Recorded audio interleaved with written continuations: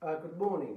So usually we only do one assembly a fortnight, but I thought it was really important, given the events of the last few days, that I did an assembly today talking about Black Lives Matter and why it is that the school will be doing some work around that in the next few weeks or so. So Miss Collins has already done an assembly for Year 12.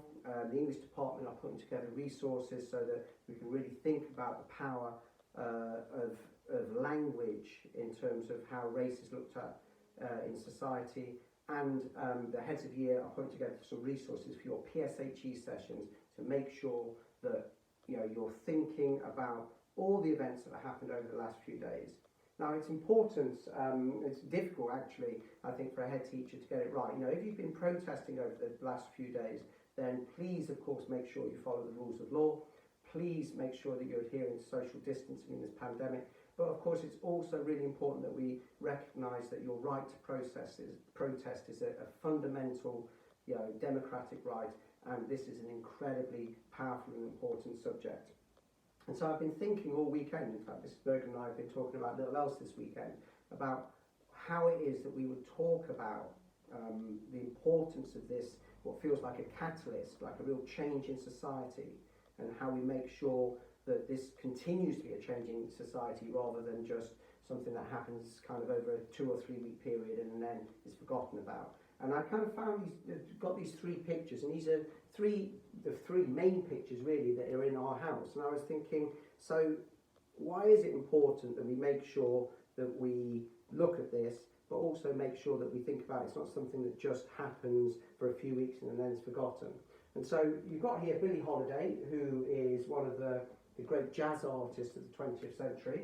You've got here Joe Strummer, who's one of the great punk artists of the 20th century. And then you've got here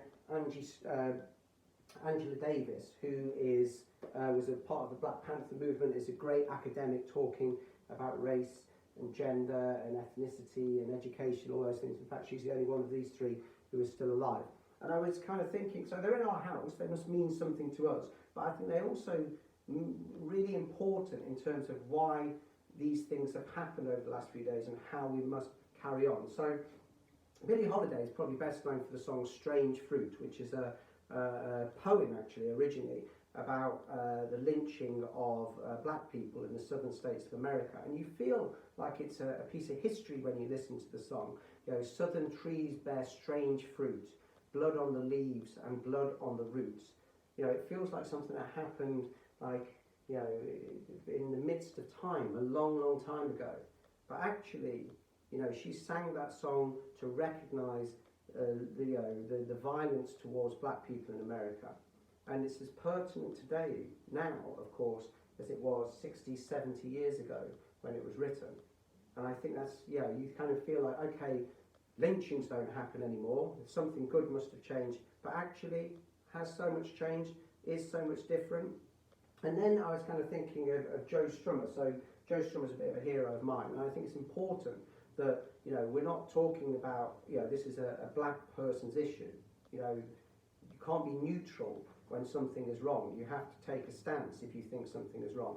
And Joe Strummer actually in the absolute opposite from Billie Holiday. He's a white male from a very privileged background. He was the son of a diplomat. She grew up in great poverty.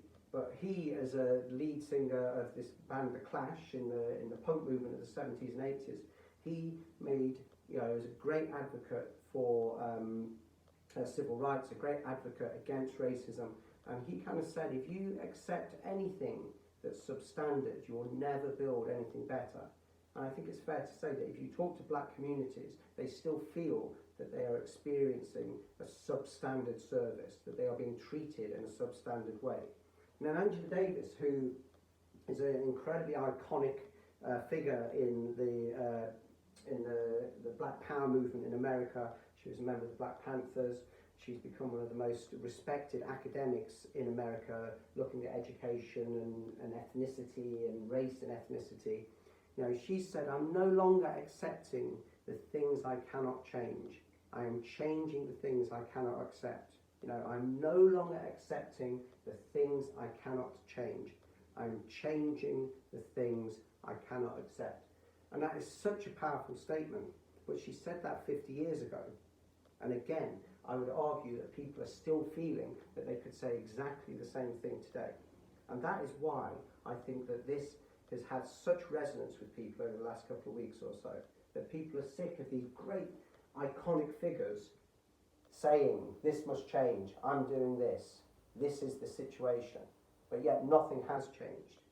And recent history has shown us with the Me Too movement, with the great bounds that gay rights made in the last 20 years, that actually, not perfect, it's never perfect, it's never enough, but if we work together, that we can change things. As a school, I am absolutely committed to making sure that my staff completely represent the local community that they serve. Of course, we're committed to making sure that our students achieve absolutely the greatest results they can, whatever their ethnic background. But we've still got a lot to do, and I will not ever stop trying to get to that goal.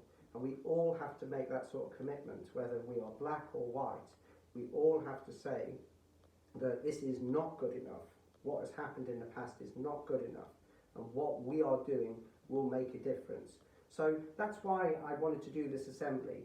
It's kind of, you can't be neutral on this. There's lots of memes and things like that over the last week or so.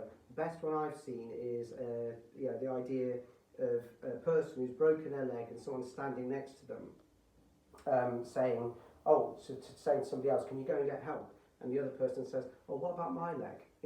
If you're, that's kind of the point, isn't it? That actually you don't kind of say, oh, what about me, or all lives matter. We're talking here about a community that has not been served well, and it is up to all of us to serve them better, and it's particularly up to you, the young people of this world. And I'll actually leave you with a quote from this guy here, and he said, the future is unwritten, and what you have an opportunity to do now is to go and write that future. So we'll help you, we'll give you some of the tools and the information and the knowledge that you need, but the future is unwritten. Go and write it. Thank you.